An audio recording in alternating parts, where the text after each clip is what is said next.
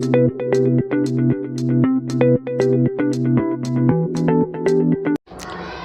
alaikum. Welcome to our podcast where we will discuss about our fundamental rights and duties. आप आज का हमारे इस पॉडकास्ट में आप सभी का खैर मकदम है। आज के अपने इस पॉडकास्ट में हम अपने उन राइट्स और ड्यूटीज़ के बारे में जानते हैं जो हमारे कॉन्स्टिट्यूशन यानी हमारे संविधान ने हमें दे रहे हैं। तो आज के अपने इस पॉडकास्ट में हमारे साथी हैं रुशदा सलाम, आयशा अजदर, जिक्रा सलाम एंड अरफा शाह। तो आइए सबसे पहले हम रुशदा सलाम से पूछना चाहेंगे कि आखिर फंडामेंटल राइट्स होते क्या हैं। रुशदा, प्लीज़ टेल अस। या sure, thank for asking. Fundamental rights वो बेसिक राइट्स होते हैं जो हर एक सिटीज़न, हर एक नागरिक को कॉन्स्टिट्यूशन के थ्रू मिलते हैं।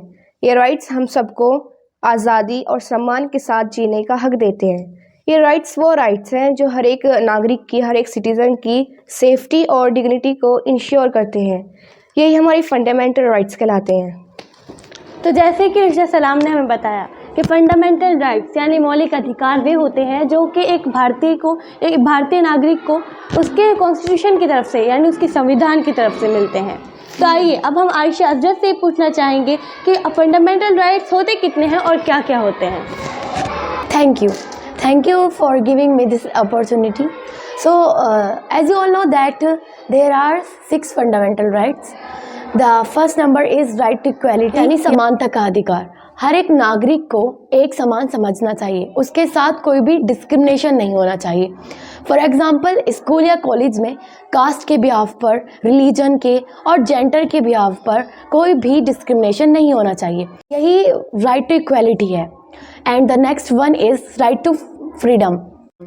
राइट टू फ्रीडम यानी हर एक इंसान के पास ये अधिकार है कि उसके पास बोलने का अधिकार है, लिखने का और अपने विचारों को रखने का और जीने का अधिकार है। फॉर एग्ज़ाम्पल, एक इंसान कहीं भी रह सकता है, उसके लिए उसे कोई रोक टोक नहीं है क्योंकि उसके पास ये राइट है।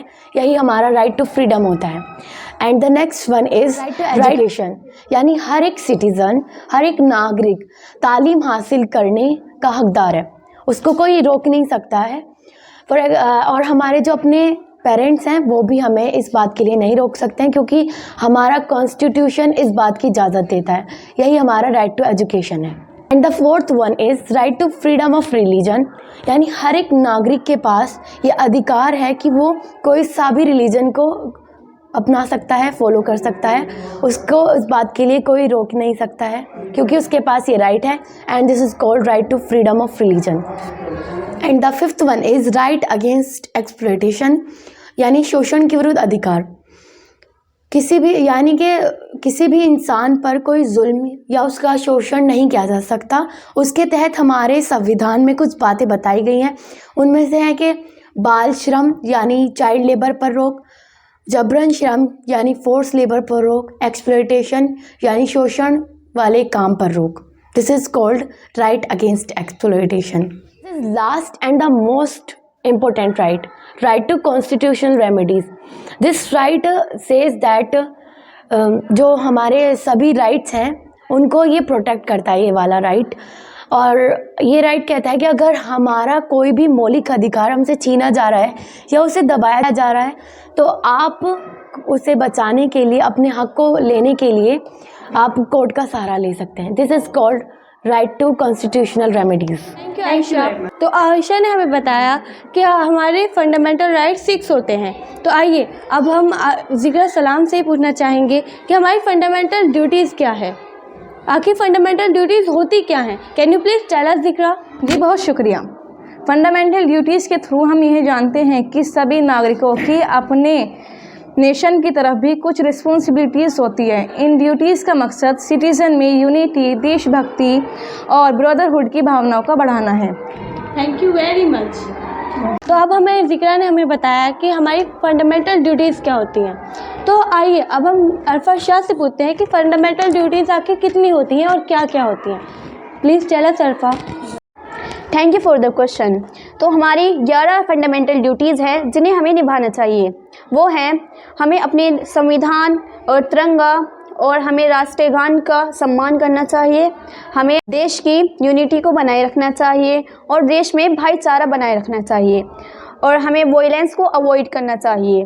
ऐसे ही कुछ हमारी फंडामेंटल ड्यूटीज़ हैं जिन्हें निभाकर हम एक अच्छे नागरिक बन सकते हैं और इससे हमारा देश आगे बढ़ सकता है।